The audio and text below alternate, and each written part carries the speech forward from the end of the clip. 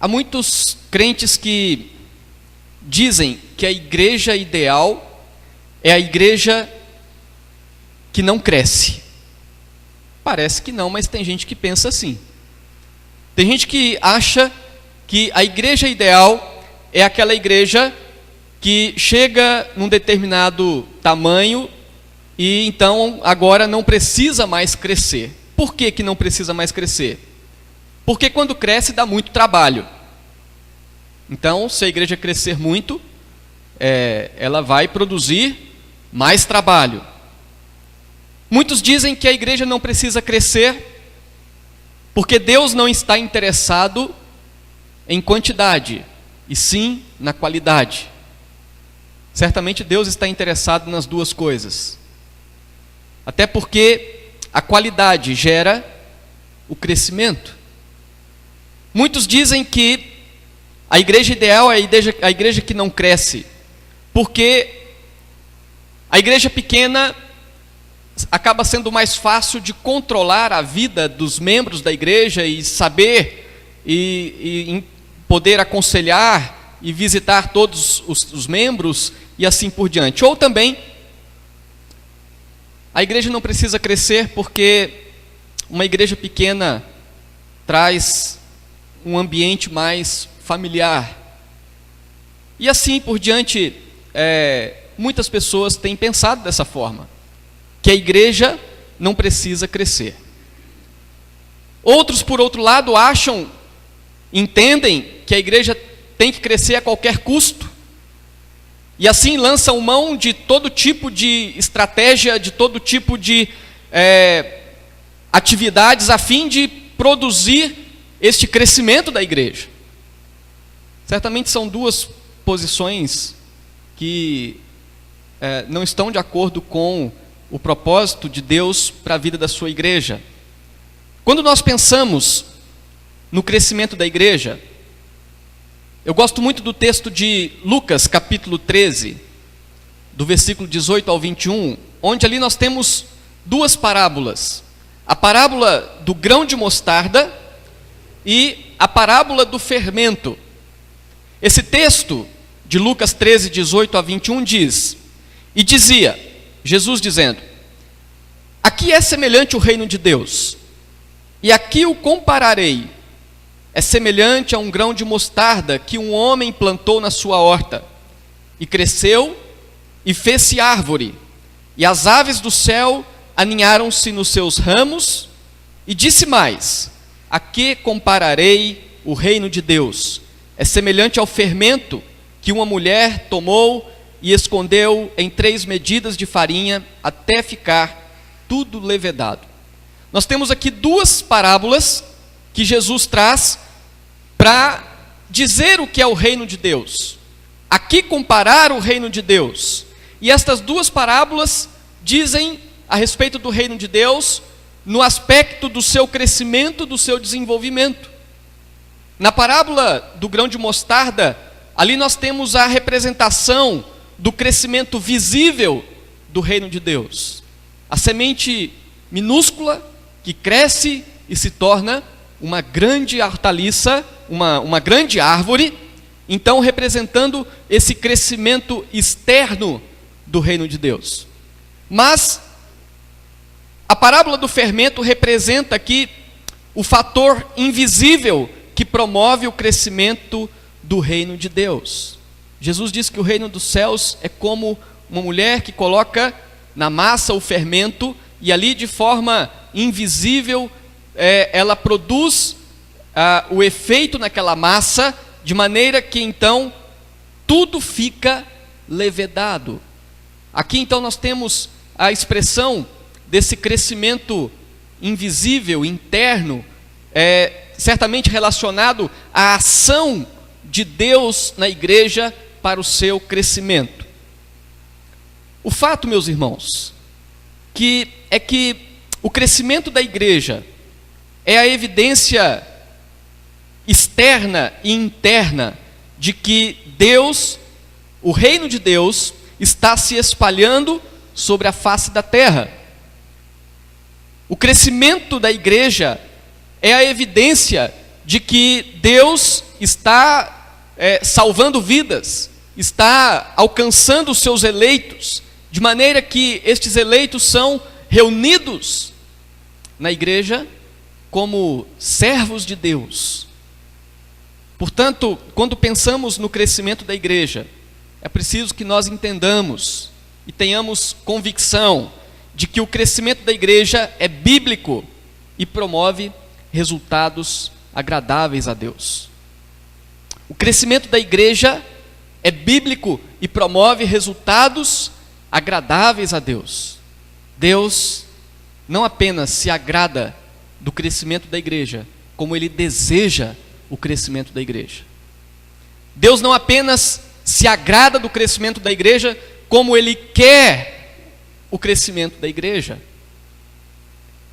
E então, diante disso, eu quero refletir com os irmãos sobre alguns resultados decorrentes do crescimento da igreja. O crescimento da igreja produz alguns resultados agradáveis a Deus, e é sobre estes resultados que eu quero compartilhar com os irmãos. E um dos resultados decorrentes do crescimento da igreja é que o crescimento da igreja glorifica a Deus. Deus é glorificado através do crescimento da igreja. Deus é glorificado através da expansão do reino de Deus através da sua igreja.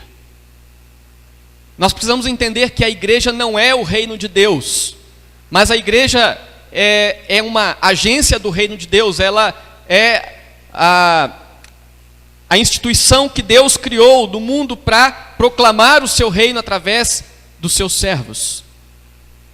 E nós podemos então dizer que, através do crescimento desta igreja visível, Deus é glorificado, o nome de Deus é exaltado. Por que o nome de Deus é exaltado através do crescimento da igreja? Primeiro, porque o crescimento acontece através do anúncio do seu nome.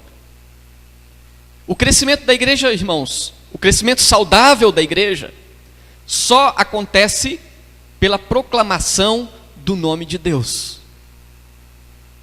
E se uma igreja cresce de forma saudável, o nome de Deus é glorificado porque o seu nome está sendo anunciado, porque o seu nome está sendo proclamado.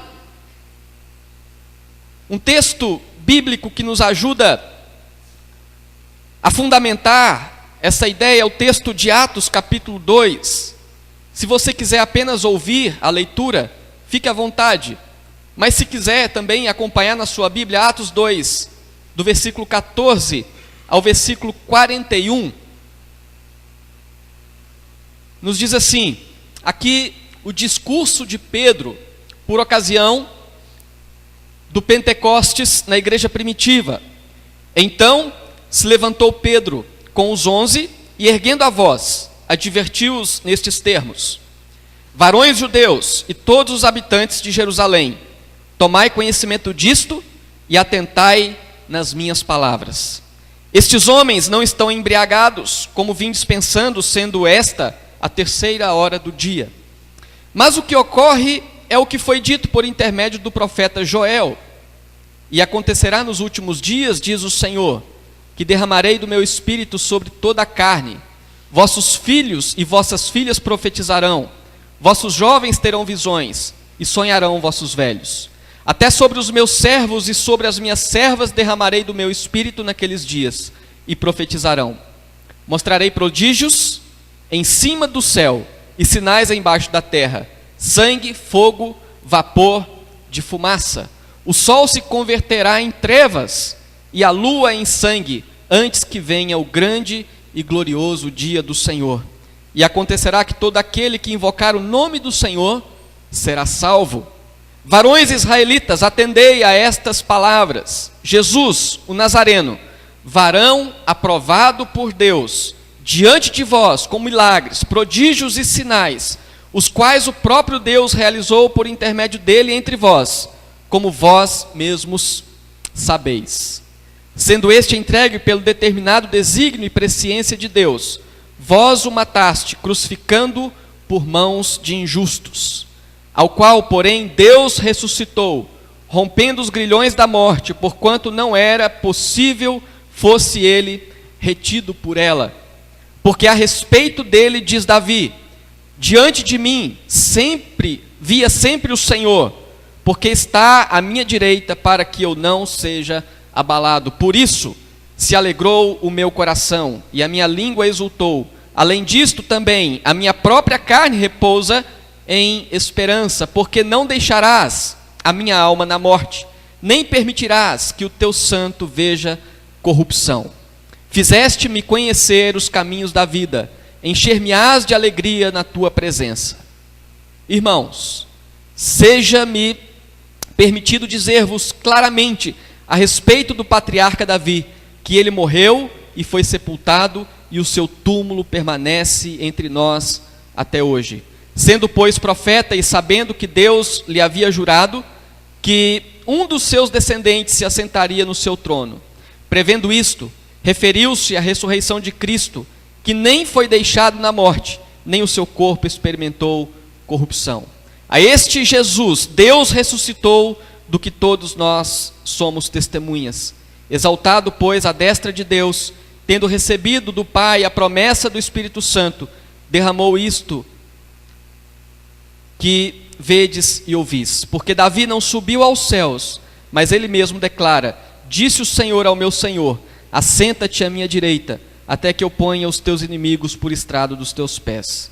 Esteja absolutamente certa, pois, toda a casa de Israel, de que a este Jesus que vós crucificastes, Deus o fez Senhor e Cristo. Ouvindo eles estas coisas, compungiu-se-lhes o coração e perguntaram: que faremos, irmãos? Respondeu-lhe Pedro: arrependei-vos e cada um de vós seja batizado em nome de Jesus Cristo para a remissão dos vossos pecados, e recebereis o dom do Espírito. Pois para vós outros é a promessa, para vossos filhos e para todos que ainda estão longe, isto é, para quantos o Senhor Deus chamar. Com muitas outras palavras deu testemunho e exortava-os, dizendo: salvai-vos desta geração perversa. Então os que lhe aceitaram a palavra foram batizados, havendo um acréscimo naquele dia de quase 3.000 pessoas. Portanto, aqui nós temos o discurso de Pedro. Qual é o conteúdo desta pregação de Pedro? O anúncio de Cristo, da sua ressurreição, do plano de Deus para a salvação daquele que crê. Foi isso que Pedro anunciou. Pedro anunciou o nome de Deus. E certamente Deus foi glorificado por aquela pregação. O nome de Deus foi honrado. E o que nós vemos que, através da pregação, ali nós temos quase 3.000 pessoas que creram na palavra do Senhor. Pedro fala que Deus exaltou a Jesus e fez o Senhor Jesus Senhor e Cristo, e assim chama ao arrependimento aqueles que ali estavam.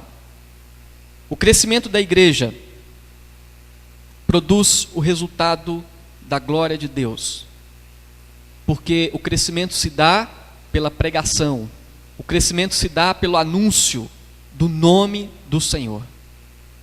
E o que nós podemos ainda perceber e ver na palavra de Deus, agora olhando no livro de Atos, no capítulo 17, versículo 22 ao versículo 29, quando Paulo, estando em Atenas, ali ele declara na sua pregação quem é o Deus verdadeiro. Aqui nós temos, neste capítulo 17 de Atos, do versículo 22 ao 29, que diz: então Paulo, levantando-se no meio do Areópago, disse: senhores atenienses, em tudo vos vejo acentuadamente religiosos, porque passando e observando os objetos do culto, encontrei também um altar no qual está inscrito: ao Deus desconhecido, pois esse que adorais sem conhecer é precisamente aquele que vos anuncio. E aí Paulo faz aqui uma declaração de quem é este Deus verdadeiro. Que, segundo Paulo, os atenienses adoravam sem conhecer, porque fizeram ali na sua cidade um altar ao qual deu o nome ao Deus desconhecido. E Paulo diz: este é o Deus que fez o mundo e tudo o que nele existe. E ele é o Senhor do céu e da terra e não habita em santuários feitos por mãos humanas. Ele não é servido por mãos humanas como se de alguma coisa precisasse, porque ele é aquele que a todos dá vida, respiração e tudo mais. Ele fez toda a raça humana para habitar sobre a face da terra, havendo fixado os tempos previamente estabelecidos. E aqui então o que nós vemos é que o apóstolo Paulo anuncia o Deus que é Senhor, o Deus Criador, o Deus que é o Deus que deve ser adorado, o Deus que deve ser buscado. E o que nós vemos lá no versículo 32 ao 34, depois que Paulo faz o seu discurso, pregando, anunciando o nome de Deus, então algumas pessoas zombam, outras dizem, em outra ocasião vamos pensar um pouco mais sobre isto, mas houve alguns homens que se agregaram a ele e creram. Entre eles estava Dionísio, o Areopagita, uma mulher chamada Dâmaris, e com eles outros mais. E a igreja crescendo. E por meio do crescimento da igreja, Deus sendo glorificado, porque o seu nome estava sendo anunciado. Mas nós podemos entender também que o nome de Deus é glorificado por meio do crescimento da igreja, porque aqueles que se convertem, aqueles que creem no nome do Senhor, agora, numa nova vida, ao invés de viver uma vida para desonra do nome do Senhor, passam a viver uma vida para a glória de Deus, testemunhando do poder de Deus, testemunhando da salvação que Deus proporcionou. E Deus é glorificado na vida daqueles que são convertidos pela pregação do Evangelho. No próprio livro de Atos ainda, capítulo 13, do versículo 44 ao versículo 49, diz assim: no sábado seguinte, afluiu quase toda a cidade para ouvir a palavra de Deus. Aqui estava Paulo e Barnabé, por ocasião da sua primeira viagem missionária em Antioquia. Mas os judeus, vendo as multidões, tomaram-se de inveja e, blasfemando, contradiziam o que Paulo falava. Então Paulo e Barnabé, falando ousadamente, disseram: cumpria que a vós outros, em primeiro lugar, fosse pregada a palavra de Deus.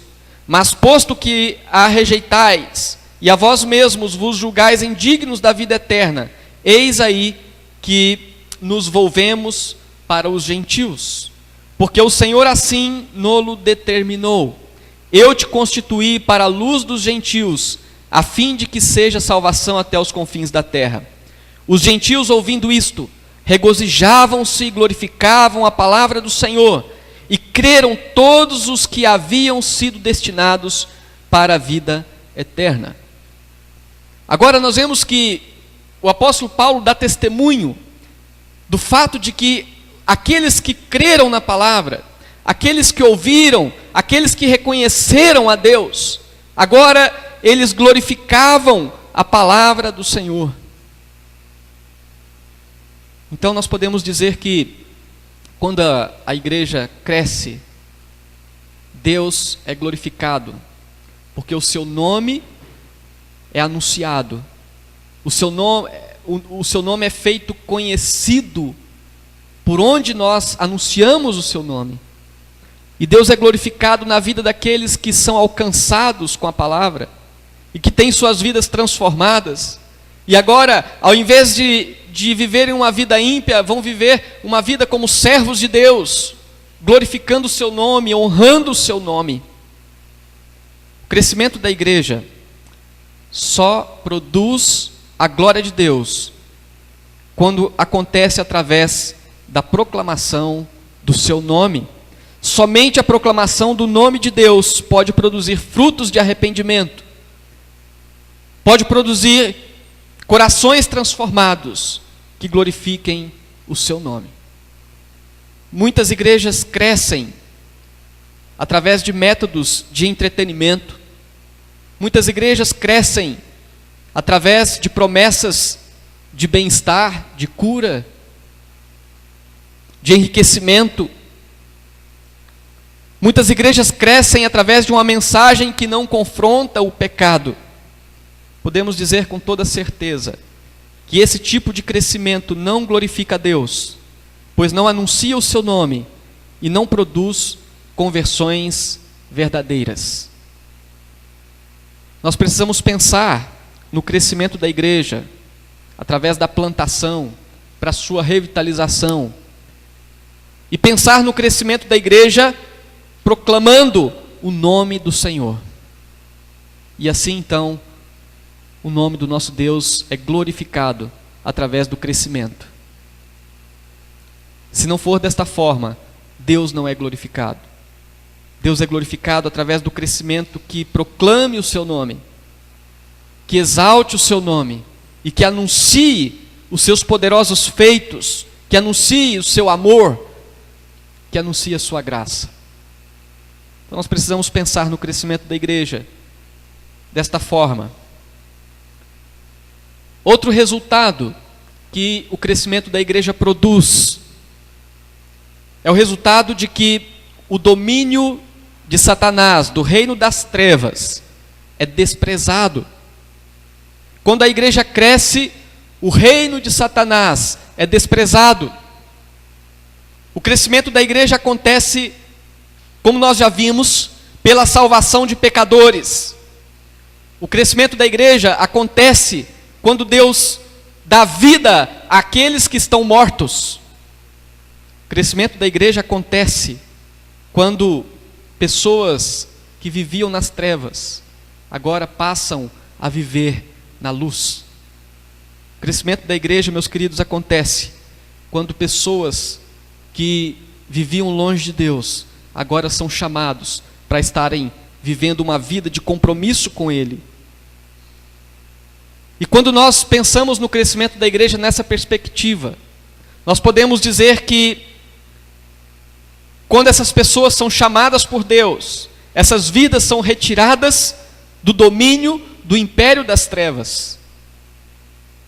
Se nós olharmos, em primeiro lugar, o texto de Lucas, capítulo 1, quando Zacarias, pai de João Batista, faz ali uma oração de louvor a Deus, porque porque João Batista estava sendo então anunciado o seu nascimento. E aqui, nesse texto de Lucas capítulo 1, 76 ao 79, parte desta oração diz assim: Tu, menino, serás chamado profeta do Altíssimo, porque precederás o Senhor, preparando-lhe os caminhos, para dar ao seu povo conhecimento da salvação, no redimi-lo dos seus pecados, graças à entranhável misericórdia do nosso Deus, pela qual nos visitará o sol nascente das alturas, para alumiar os que jazem nas trevas e na sombra da morte, e dirigir os nossos pés pelo caminho da paz. Aqui na oração de Zacarias, nós temos a referência a este precursor de Cristo, aquele que endireitaria o caminho do Senhor, e o seu ministério serviria no sentido de preceder o Senhor, preparando-lhe os caminhos. E nesse texto então nós vemos que esta obra de Deus realizada por meio de João Batista e depois por meio de Cristo, teria o propósito de alumiar os que jazem nas trevas e na sombra da morte. Toda a obra de salvação realizada por Deus na pessoa de Cristo Jesus cumpre o objetivo de trazer luz aos que jazem nas trevas. cumpre o propósito de arrancar das trevas aqueles que caminham longe de Deus. Certamente era assim que você vivia antes de conhecer a Deus. Era assim que eu vivia antes de conhecer a Deus. Perdido nas trevas, como servos de Satanás. Como pessoas que serviam ao reino das trevas. Mas Deus, pela sua graça, através do conhecimento que Ele nos deu da sua palavra, Ele nos chamou das trevas para a sua maravilhosa luz. E o crescimento da igreja, por meio da pregação da palavra, cumpre esse propósito de que Deus chame os seus eleitos que ainda estão nas trevas, servindo a Satanás. E quando a pregação da palavra alcança essas pessoas, quando a igreja cresce, através da pregação da palavra, o domínio de Satanás é desprezado. Nós vemos um outro texto de Atos capítulo 26, do versículo 16 ao versículo 18, que diz aqui, temos aqui o testemunho do apóstolo Paulo, quando estava preso diante do rei Agripa, que era um rei judeu, que enquanto Paulo estava recorrendo a Roma, onde ele queria fazer a sua defesa, agora o rei Agripa pede que pudesse ouvir o testemunho de Paulo. Ele estava curioso para ouvir o que Paulo tinha a dizer na sua defesa. E aí Paulo, diante do rei Agripa, Atos capítulo 26, do versículo 16 ao versículo 18, Paulo testemunha a respeito do que Deus fez na vida dele. E Paulo fala a respeito do dia em que ele estava indo em perseguição à igreja, e Deus o chamou, e Deus deu a ele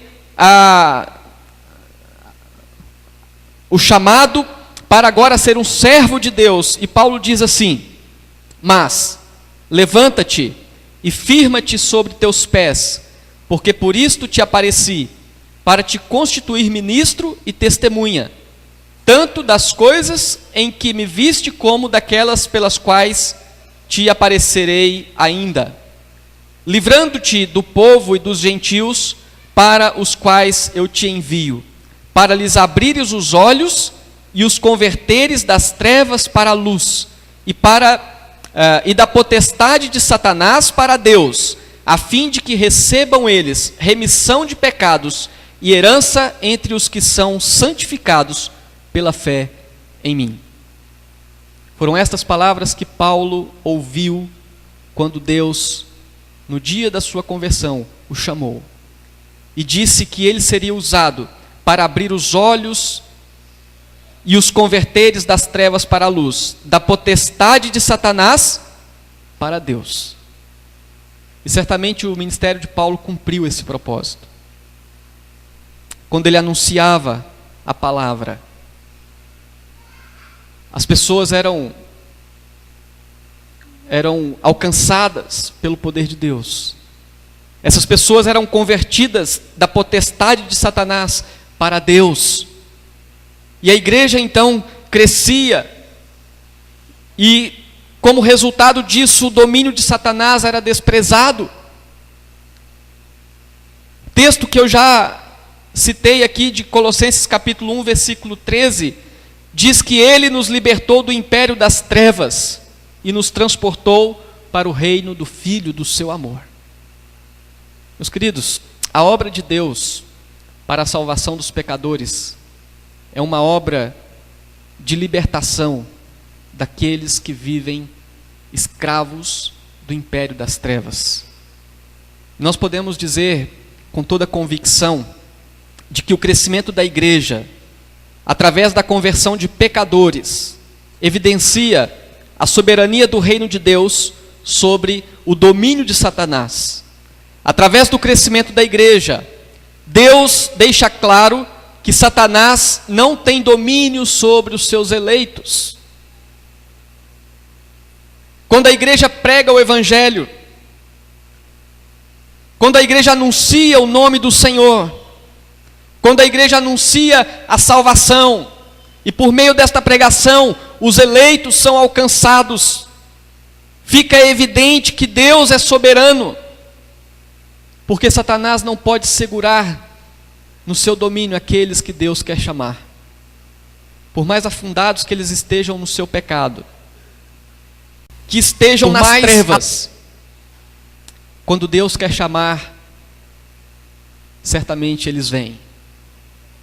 E isso nos evidencia a soberania do reino de Deus sobre o reino das trevas. Porque o reino das trevas não pode segurar aqueles que são do Senhor.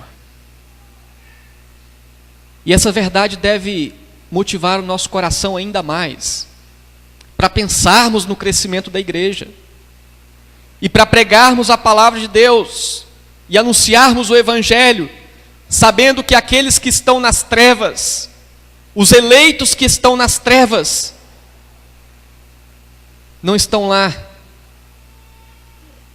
de forma definitiva, porque o Evangelho certamente alcançará o coração deles, e Satanás não poderá mantê-los nesta situação. Nós precisamos pregar o Evangelho, visando o crescimento da igreja, sabendo que o reino das trevas é desprezado à medida em que os eleitos de Deus são salvos.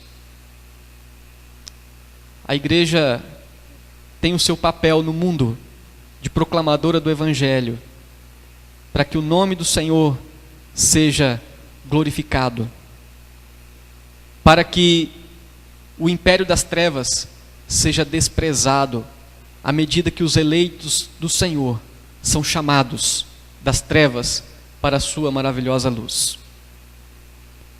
E para finalizar, quero refletir com os irmãos sobre um último resultado decorrente do crescimento da igreja. Através do crescimento da igreja, a igreja visível é fortalecida, é edificada. As igrejas locais são edificadas pelo crescimento e são fortalecidas. Texto de Atos, capítulo 4, versículo 4, diz que muitos, porém, dos que ouviram a palavra e aceitaram, subindo o número de homens a quase 5.000. Então nós temos uma igreja que é iniciada com Jesus, com seus 12 discípulos. Depois esta igreja vai ganhando novos seguidores, novos convertidos. Temos no Pentecostes o aumento para quase 3.000 pessoas. Agora neste capítulo 4, temos a referência do seu crescimento para quase 5.000 pessoas. E a igreja, neste sentido, começa a criar uma estrutura maior, começa a criar uma estrutura com mais recursos de pessoas, e assim a igreja começa a ser fortalecida. E a igreja é fortalecida pelo menos em 2 aspectos quando ela cresce. Ela é fortalecida em relação ao recurso humano, pessoas que são agregadas e a partir de então começam também a trabalhar, começam a desenvolver o seu trabalho para o progresso do reino. À medida em que a igreja cresce, também cresce o número daqueles que se prontificam para trabalhar pelo reino de Deus. Seguindo uma sequência de pensamentos aqui e de fatos da igreja primitiva, como nós já adiantamos, então nós temos ali no início 12 apóstolos, depois nós temos uma igreja que se estrutura com os seus oficiais, os presbíteros, os diáconos. Depois nós lemos lá em Romanos capítulo 16, do versículo 1 ao 16, quando Paulo faz uma lista de pessoas que foram usadas por Deus para o fortalecimento da igreja, para a edificação da igreja. Dentre estes, ele cita Priscila, Áquila, Febe, Epêneto, Maria, Andrônico, Júnias, Ampliato, Urbano, Estaques, Apeles e outros. Aqui a evidência é de que com o crescimento da igreja, esta igreja começa a ganhar uma estrutura. E agora ela tem pessoas, recursos humanos, para desempenharem cada um o seu papel para o desenvolvimento da igreja. Certamente quando nós pensamos nas nossas igrejas, na igreja local, nós precisamos entender que o crescimento da igreja, além dos resultados que já vimos aqui, esse crescimento traz o fortalecimento para a igreja. Porque à medida em que nós temos pessoas agregando-se ao corpo, nós temos mais pessoas para ajudarem a trabalhar, para ajudarem no crescimento da igreja, e assim a igreja é fortalecida. E a igreja, quando cresce, também ela é fortalecida, porque ela passa a ter melhor recurso financeiro. A solução para uma igreja obter recursos, além da forma providencial como Deus age para manter a sua obra, certamente a igreja pode melhorar os seus recursos financeiros através do crescimento, através do seu desenvolvimento. Em Atos capítulo 4, do versículo 32 ao 35, diz ali que da multidão dos que creram, era um o coração e a alma. Ninguém considerava exclusivamente sua nenhuma das coisas que possuía. Tudo, porém, lhes era comum. Com grande poder, os apóstolos davam testemunho da ressurreição do Senhor Jesus, e em todos eles havia abundante graça, pois nenhum necessitado havia entre eles, porquanto os que possuíam terras ou casas, vendendo-as, traziam os valores correspondentes e depositavam aos pés dos apóstolos. Então se distribuía a qualquer um à medida que alguém tinha necessidade. É interessante que o texto diz que da multidão dos que creram, era um o coração e a alma. E esta igreja que cresce, que se estrutura, e agora tendo essa multidão dos que creram, é uma igreja que tem recursos materiais para realizar a sua obra, a sua tarefa. Então, quando nós pensamos no crescimento da igreja, nós podemos entender que um dos resultados agradáveis a Deus, que surgem quando a igreja cresce, é exatamente o seu fortalecimento, tanto em recurso humano para desempenhar o trabalho, como também para o seu sustento financeiro, porque é através dos servos de Deus que Deus realiza a sua obra. Quando Deus chama o pecador das trevas para a sua luz, Ele chama o pecador para que toda a sua vida seja depositada diante de Deus. E aqueles que creem no Senhor devem ser orientados no sentido de que agora a sua vida é do Senhor. E como mordomo de Cristo, os seus bens devem ser usados também para a glória de Deus. E assim a igreja se fortalece. Todos os recursos, pessoas e financeiros necessários para a igreja cumprir suas obrigações são ampliados através do crescimento numérico da igreja. Embora esse não seja o resultado a ser buscado com prioridade, certamente é um resultado importante. Nós não vamos pensar no crescimento da igreja só para ter dinheiro na igreja. Mas acontecendo o crescimento, esse resultado certamente também acontece. E ele é extremamente importante para a manutenção da obra do Senhor. Os novos convertidos aprendem que em tudo devem glorificar a Deus, inclusive com o seu envolvimento e com a doação dos seus recursos para a manutenção da obra de Deus. Então, irmãos, o que nós vemos, o que nós podemos refletir nessa oportunidade a respeito do crescimento da igreja, é que o crescimento da igreja promove resultados agradáveis a Deus. Toda a liderança da igreja do Senhor Jesus deve pensar no crescimento da igreja, deve orar pelo crescimento da igreja, deve buscar o crescimento da igreja, deve agir em prol do crescimento da igreja. Nós vimos aqui 3 resultados que o crescimento da igreja produz. O primeiro que nós vimos é que quando a igreja cresce, Deus é glorificado, porque ela cresce através do nome de Deus sendo anunciado. E quando as pessoas se convertem, deixando as trevas, agora vivendo na luz, essas pessoas glorificam o nome do Senhor e testemunham da libertação do Senhor, o que produz a glória de Deus.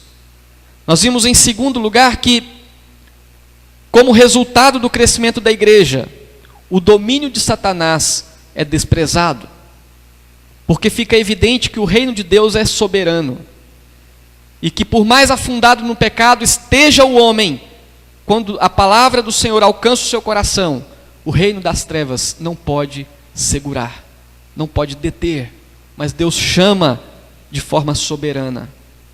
E nós vimos em terceiro lugar que, como resultado do crescimento da igreja, a igreja é fortalecida. Fortalecida porque ela ganha novos trabalhadores, e ela é fortalecida porque ela pode ter um aprimoramento nos seus recursos financeiros, à medida em que os novos convertidos entendem que a vida deles agora é para a glória de Deus. E tanto o que eles são, quanto o que eles têm, deve ser usado para a glória de Deus. Diante disto, nós precisamos ampliar a nossa visão de crescimento. Nós precisamos ampliar a nossa perspectiva a respeito do crescimento da igreja, sabendo que Deus se agrada do crescimento, sabendo que Deus quer o crescimento da igreja, e que nós então somos chamados por Deus exatamente para trabalhar pelo crescimento da sua obra. E aí nós pensamos aqui rapidamente em algumas coisas práticas que eu creio muitas vezes nós deixamos um pouco de pensar nisso. Por exemplo, isso eu penso aqui no contexto da nossa região, de Paraná, Ouro Preto, cidades do nosso estado. Nós temos tido nos últimos anos, passamos nas cidades aí e vemos sempre loteamentos sendo abertos, não é? Novos bairros sendo abertos. E qual é a última coisa que geralmente as nossas igrejas pensam em relação a isso? Adquirir um terreno nesses lugares. Geralmente nós deixamos a cidade crescer, tudo ficar mais caro, e aí nós pensamos, a gente podia comprar um terreno naquele bairro para começar um trabalho. Nós precisamos pensar no crescimento da igreja através da plantação.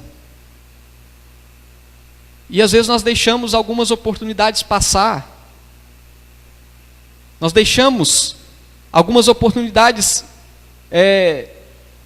ficar para trás, e só depois nós vamos pensar, mas às vezes depois já fica bem mais difícil. Eu creio que às vezes nos falta exatamente isso, pensar no crescimento da igreja. Porque às vezes nós estamos pensando mais na manutenção do que já tem. Está ótimo, vamos manter o que já tem e já está muito bom. Mas nós precisamos pensar no crescimento, na expansão, na plantação de novas igrejas. E aqui então fica uma percepção minha, que às vezes então nós deixamos de investir quando podemos, a fim de ampliar, de expandir, e depois se torna tarde. Nós precisamos também projetar novos trabalhos em bairros da cidade onde a igreja não está presente.